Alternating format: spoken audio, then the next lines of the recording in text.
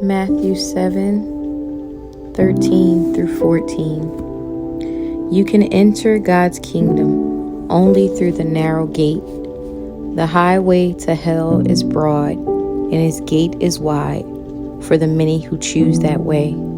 But the gateway to life is very narrow, and the road is difficult, and only a few ever find it.